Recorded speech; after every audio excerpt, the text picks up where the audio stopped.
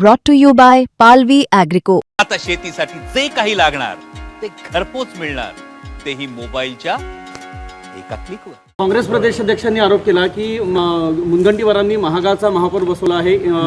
आर्थिक देवाणघेवाणीचा आरोप केला. काय सांगा? ते म्हणाले की असं आहे, हा त्यांचा जुना फंड आहे, काहीही आरोप करायचे. आणि याला आता एक नवीन परिभाषा केली पाहिजे. राजकीय वेड्याच्या यादीमध्ये अशा लोकांची नावं टाकली पाहिजे. असं कमीत कमी एखादा चिल्लर चव्वन्नी छाप नेत्यांनी असा आरोप केला तर मी समजू शकतो. प्रदेश अध्यक्षाच्या स्तरावर असणाऱ्या नेत्यांनी चव्वन्नी छाप आरोप करून काँग्रेसचे अध्यक्ष हे चव्वन्नी छाप आहे असं दाखवण्याचा प्रयत्न करू नये. प्रगल्भतेने वागलं पाहिजे. अशा गोष्टी करणं म्हणजे हे चव्वन्नीचा सुद्धा अपमान आहे की अशी पैशाची देवघेवजागी. अरे स्वतःला सांभाळता आलं नाही, गट चालवता आलं नाही, भांडणं दिल्लीपर्यंत गेले, घराला आग लागली असताना तुम्ही आमच्या घरात डोकावून पाहत होते, त्यांना जोरगेवार मुनगंटीवारचं भांडण दिसत होतं.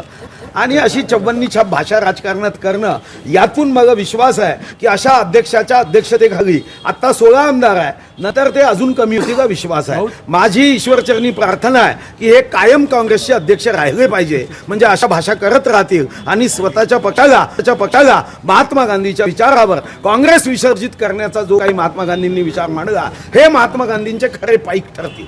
भाऊ ताई, तुमच्या घराचं मूल्यमापन 1000 कोटी केलं, काही कायदेशीर नोटीस द्यान का त्यांना? नाही, कायदेशीर नोटीस वेड्यांना देण्याचं काहीच कारण नाही. मला वाटतं की मी तुमच्या माध्यमातून खऱ्या बापाचे असतील तर ते सांगतील त्या दरामध्ये मी घर विकत द्यायला तयार.